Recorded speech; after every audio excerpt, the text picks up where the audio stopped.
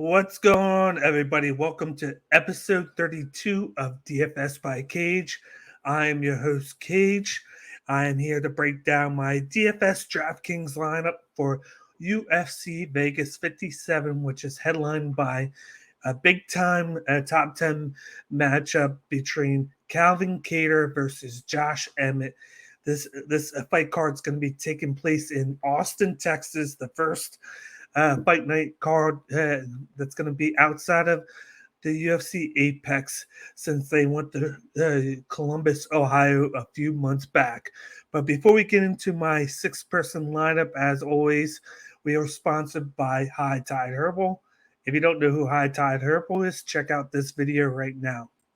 Offering high-quality, sustainable products with all-natural, lab-tested ingredients, it's High Tide Herbal's mission to help others live the longest, healthiest, and most productive lives possible. Their hemp-derived CBD products have a wide variety of uses, from helping sore muscles to skin hydration and minimizing skin irritation. They generate results based on your specific needs. Elevate your lifestyle with the new wave of wellness. Visit hightideherbal.com to learn more. Once again, that's High Tide Herbal. All you got to do is go to www.hightideherbal.com.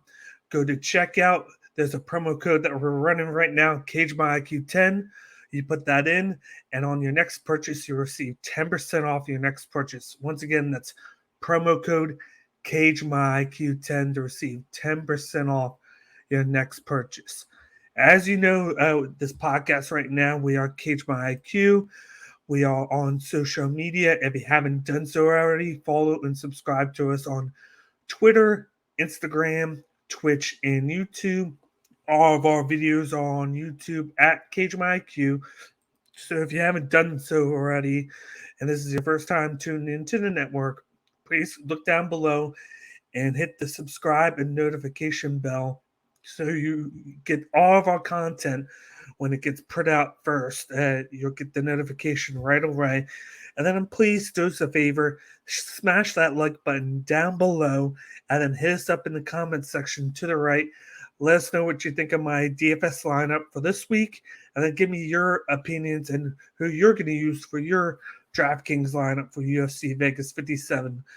We had a hot and cold week last week, of course, and we're looking to bounce back strong this week. I'm eager to get a big time top lineup this week after what happened in UFC 275 because I definitely hit on a few of my picks that I'm proud of, but then I didn't hit on a couple of them as well. And, it is what it is. The name of the game, you hit on some, you lose on some. We had a so-so week last week, and it's on to the next one. I'm very confident about this week. But before we go into that, we got a thing to tell you guys about. We got a Cash App now. So if you guys are looking to donate to the podcast, we'd really appreciate it. We do a lot of work putting this content out that we do with the previews. We got the DraftKings lineups and interviews all in itself. So if you feel like donating a few bucks to the network, or go to Cash App, put in $ DanielBakley, and then donate a few dollars if you can. We appreciate any support to the show. Once again, that's Cash App, $ DanielBakley. We appreciate everybody that comments, that watches, and views all of our stuff on Cage My IQ. But other than that, let's get started with the lineup for UFC Vegas 57. As we always do, I'll break down from least to most expensive, and then I'll go down into a more detailed breakdown once I show you guys my six fighters. The first fighter I'm going with is Maria Oliveira. This is my chance take right here. She's a big underdog this week. I have a good feeling about her. Her salary is $7,000. She's going up against Gloria DePaula, and she's only fought once in the UFC. But I'm going with her in the first spot. The next person I'm going with is one half of the main event.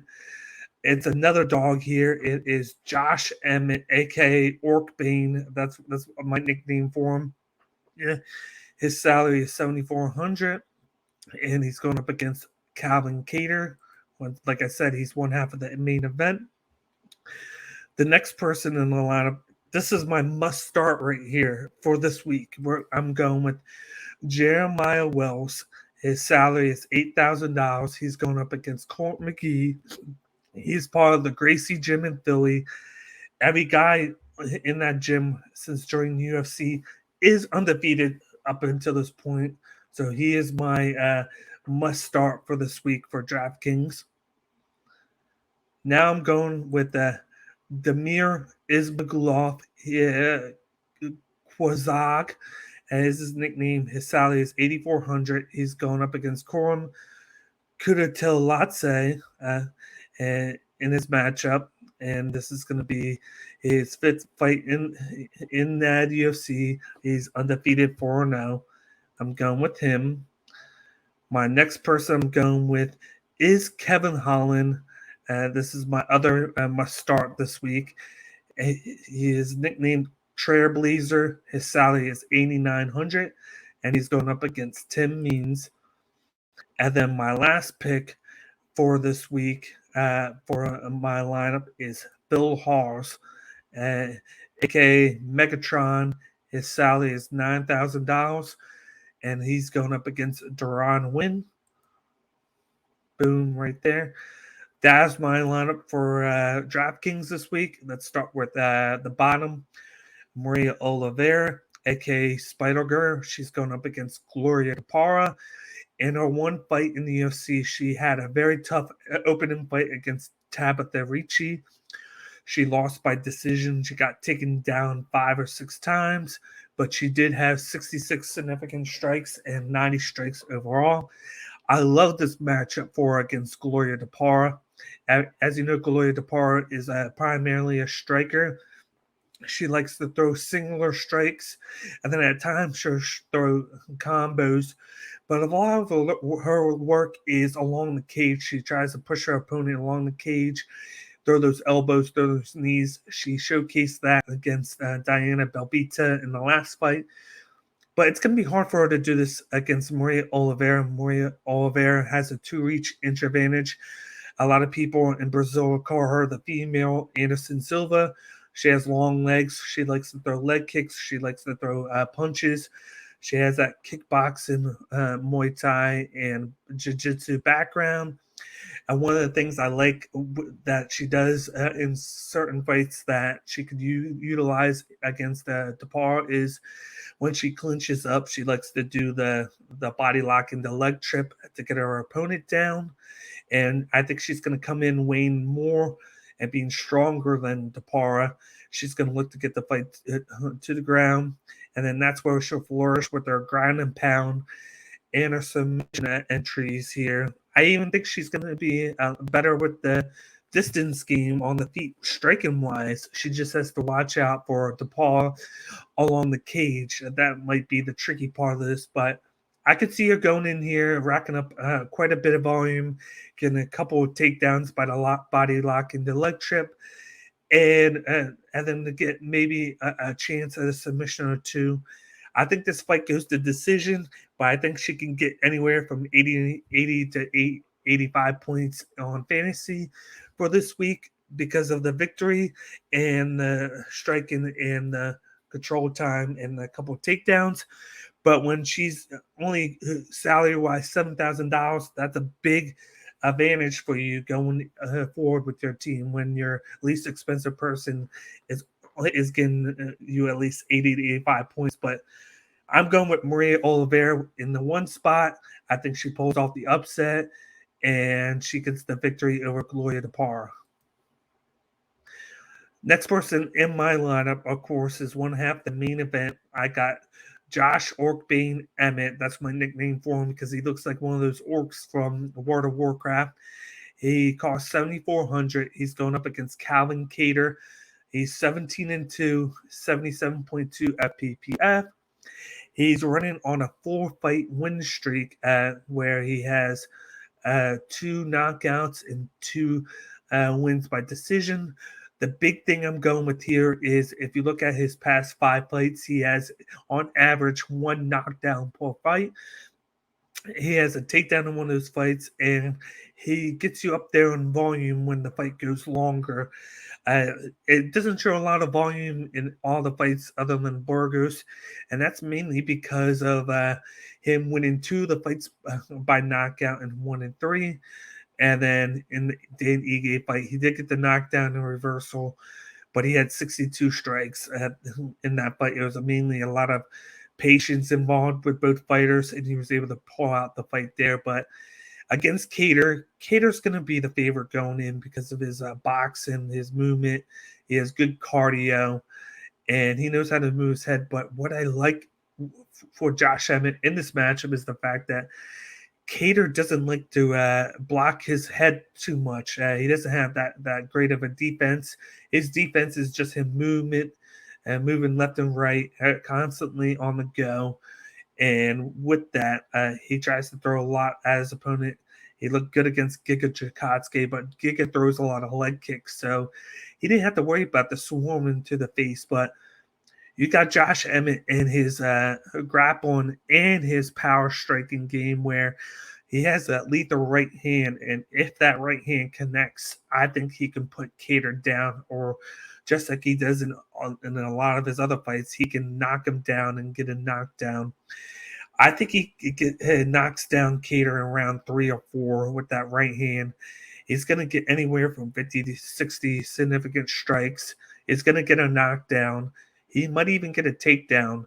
It's going to be a close fight up until that point. He's going to get hit quite a bit because both guys don't have good defense against striking against their opponents. But I think Emmett, with that lethal right hand, has the advantage, would have the possibility of getting that knockout. We've seen Cater do really good, but it seems like he racks up a lot of volume, and a lot of his fights go to distance instead of getting a finish of late, whereas Emmett has that knockout capability, and that's why I'm taking a chance here. I do think he's going to win, but it's a matter of when he does, and I think he connects on the right hand, gets the knockout, and with that, I think he's going to be really good for DraftKings this week. I think he's going to be optimal as long as he gets the victory, regardless of the knockout or decision victory. But I think he gets the knockout. It gets the extra points for the early finish, and I think he gets over 100 points for you this week in DraftKings. So once again, I'm going with Josh Emmett. Moving on to the next fighter. This is my lock of the week, my must start. We got Jeremiah Wells. He is 8,000 salary. He's going up against Court McGee, who is on a 3-fight win streak, I believe. Ever since Court McGee went to a more balanced attack, he's been a different fighter. He sometimes gets sucked into the striking battles, but the last 2-3 fights, he's been grappling. He's been using his leg kicks. He's averaging 1 to 2 takedowns a fight, and he's shown more in the fight, so he's not predictable, but he's going up against a killer in Jeremiah Wells. This guy can wrestle with you. This guy has the power striking game, and he has the submission capabilities as well. So it's going to be a fun matchup because Colt McGee has a lot of different backgrounds to him as well. But I think he knocks out Court McGee in round 1. I think he's going to come in there, swarm Court McGee. He's the bigger fighter, body wise. He has more strength than Court McGee. I think his wrestling will play a big deal in this fight. And I feel like he's going to be able to get Court McGee down a couple of times. And I feel like he's going to win via ground and pound. I think he takes him down, overpowers him, and at some point in the first round, he just ground and pounds him until the referee calls for the fight to be over. If the fight doesn't go to the ground, I still feel like he catches Court McGee, who has been known to have a bad chin at times in fights. He's just being able to hide it of late because of it.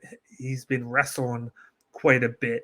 But I think Jeremiah Wells goes in there, wrestles him, or gets the knockout, this fight's going to end in the first round. And because of that, Jeremiah Wells is going to get over 100 points on DraftKings this week. So for that, with the price tag at $8,000, he's a must start this week in your lineup. He's definitely going to be optimal for UFC Vegas 57.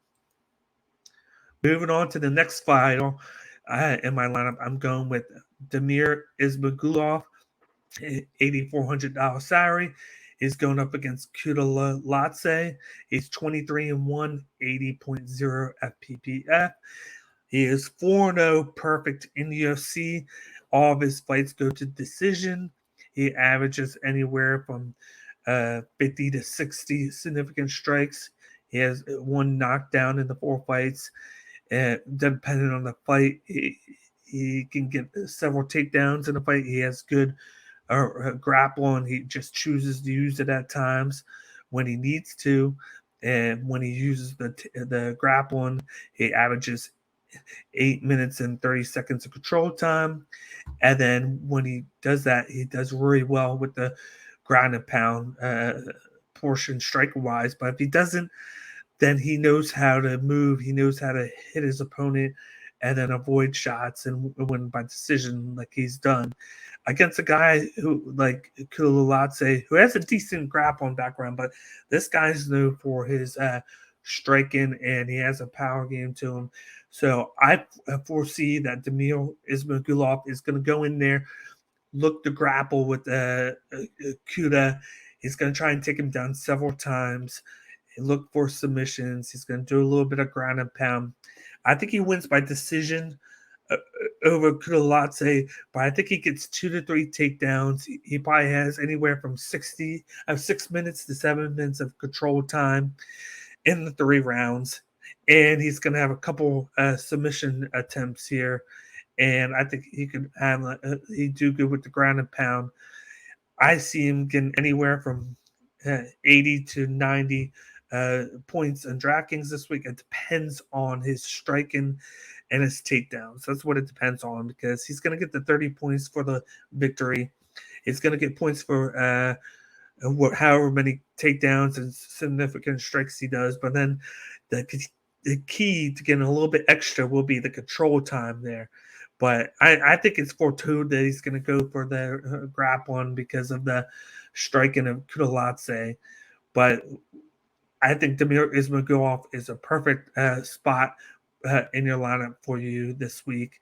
I think he's going to be a sneaky point getter here, and that's why I'm putting him in my lineup at the 4th spot. So once again, I'm going with Damir Ismagulov. The 5th person I'm going with is Kevin Trailblazer Holland.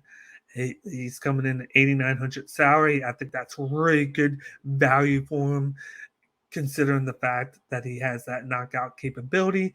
He's going up against Tim Means. He's 22-7, 76.2 FPPF. If you look at his last 5 fights, he has the 2 knockouts at the beginning and the end. He has the no decision against Dawkins, which Dawkins eye poked him, and then he got submitted. But because of the eye poke, it didn't count. And then he had the 2 losses to Vittori and Brenson, where he just got wrestled to the mat so many times that he lost the fight due to grappling.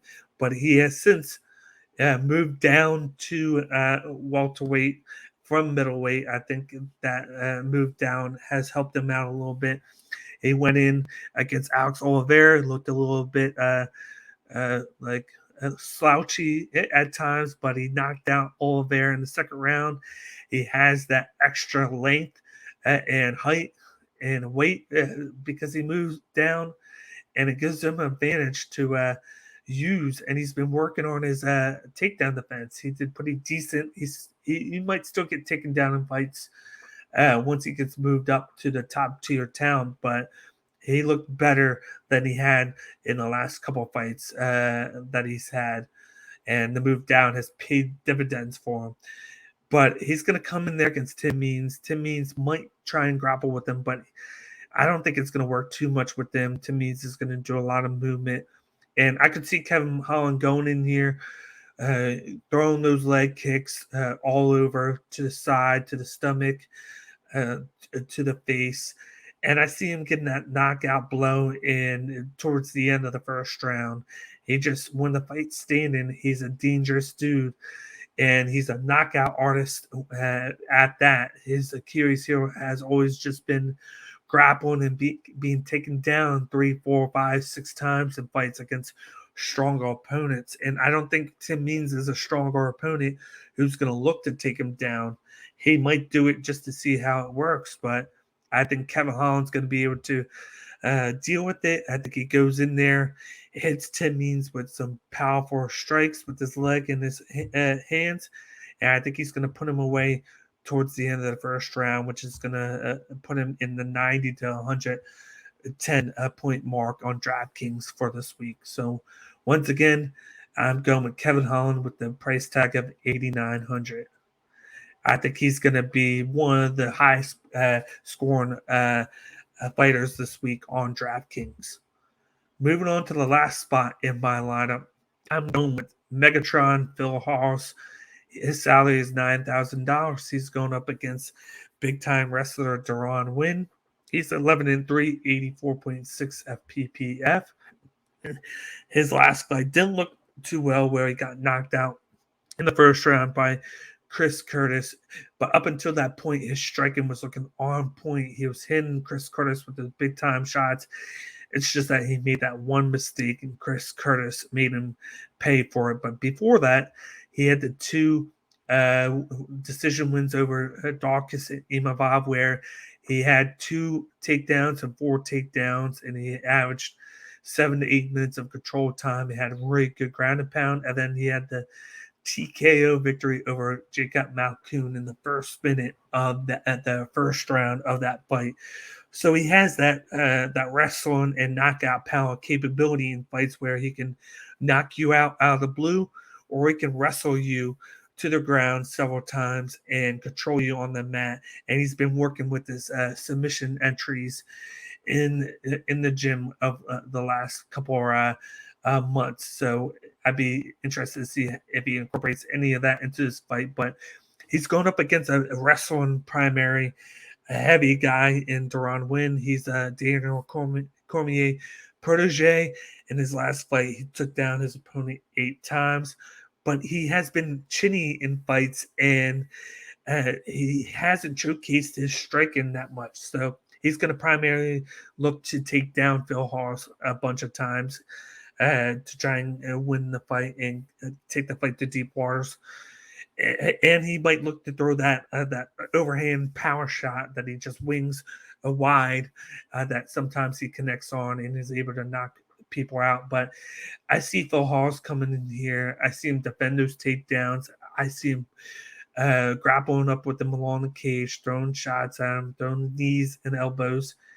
I see him connecting on a knockout shot on Deron Wynn and to get the victory in this matchup. He's just more prolonged in his career than Deron Wynn is.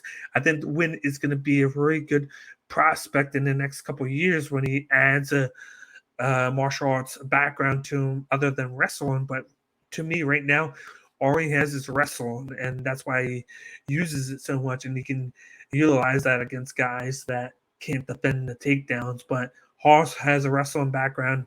He can defend the takedowns. I think he keeps it standing, and at some point in the first or second round, I see him getting the knockout. It just depends on what round he gets it in. If he gets it in the first round, he could score anywhere from 110 to 120 points fantasy-wise. But if he gets in the second, it'll be more so probably 100 to 105 fantasy points. It just depends on how much volume striking he could get, and then the knockdown, and when he gets the finish. I think this is a foregone conclusion that he should win inside the distance here as long as he gets the win. I think I'd be shocked if Deron Wynn pulls off the big upset here. And that's why I'm going with Phil Hawes at $9,000. I think he gets the inside the distance victory, and he scores very high this week in DraftKings. So once again, Phil Hawes, aka Megatron, $9,000.